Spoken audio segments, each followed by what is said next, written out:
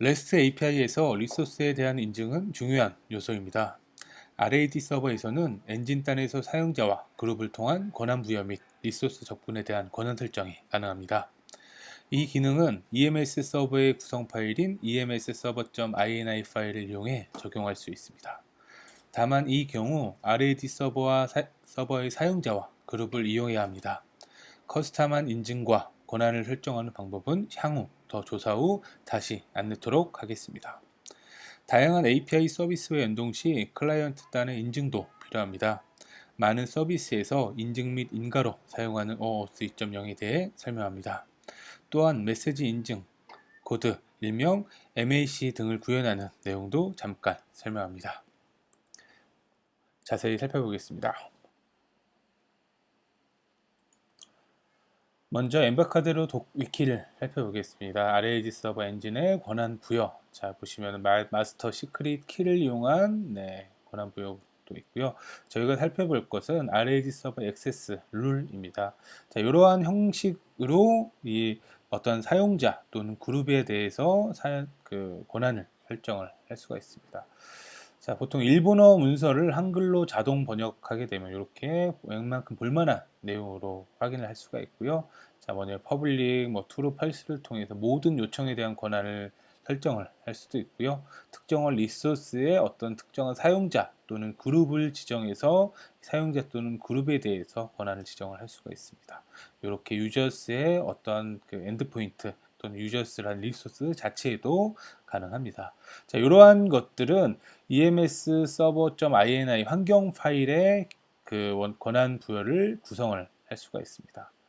자, 살펴보시면은 환경 파일은 이렇게 요 경로에 있고요. 환경 파일을 살펴보시면은 server.authorization 쪽에 보시면 제가 버전 리소스에 대해서 사용자를 설정해 놨습니다. 요 3명의 사용자들에 대해서만 접근을 허가를 했습니다.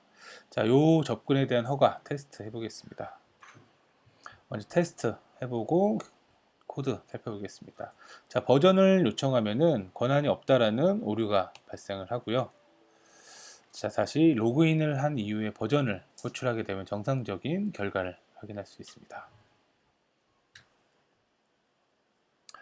자, 앞에 설명드렸던 것과 같이 이 RAD 서버 엔진을 이용한 권한 설정은 그 RAD 서버 사용자를 통해서 그 권한을 사용을 할 수가 있습니다. 자, 그래서 EMS 프로바이더, 백엔드 OS, 백엔드 엔드포인트 이 세 가지 컴포넌트를 사용했고요. 먼저 EMS 프로바이더 같은 경우에는 EMS 서버에 대한 정보를 기록을 합니다. 백엔드 OS는 로그인하기 위한 컴포넌트이고 프로바이더는 앞에 EMS 프로바이더를 설정을 했습니다. 자, 그리고 백엔드 엔드포인트 같은 경우에는 특정 엔드포인트를 호출하고 응답을 받을 때 사용을 합니다. 응답 결과를 이 메모에다가 라이브 바인딩을 이용해서 표시를 했고요. 자, 리소스는 버전 그리고 get이라는 메소드로 그리고 다양한 파라미터도 설정이 가능하고 이 OS는 백엔드 OS 그리고 프로바이더는 EMS 프로바이더를 설정을 했습니다. 자, 로그인 버튼을 누르면은 이런 형태로 로그인을 기록을 하게 되고요. 실행을 하게 되면은 버전 리소스를 호출해서 로그인이 되어 있지 않은 경우에는 그 권한이 없다. 그리고 로그인이 되어 있는 경우에는 정상적으로 이 버전을 가져오는 것을 확인할 수 있었습니다. 자, 좀 자세한 내용은 제가 그 참고 리소스에 있는 유튜브 링크에서 아주 자세하게 설명을 하니까 이 링크도 한번 자세히 살펴보시면 좋을 것 같고요. 자, 그리고 클라이언트 단에서는 OAuth 2.0 등을 이용해서 그 연동, 인증 및 인가를 진행을 하게 됩니다. 살펴보겠습니다. 자, 보통 저는 카카오톡 프로필 연동을 하기 위해서는 자, 요렇게 호출을 하게 되면은 요런 형태의 닉네임과 프로필 URL 등을 얻어올 수 있는 기능을 구현을 했습니다. REST 클라이언트를 이용해서 구현을 했고요. 자, 근데 여기에서 필요한 것은 액세스 토큰이라는 게 필요했습니다. 그래서 액세스 토큰을 받기 위해서는 이러한 형태의 액세스 요청을 하게 됩니다. 자, 그 과정을 잠깐 설명을 드리면은 자, 카카오 같은 다양한 그 서비스를 제공할 경우에 각각 서비스마다 인증을 구현하게 되면은 상당히 복잡한 그 인증 과정을 거쳐야 될 것입니다.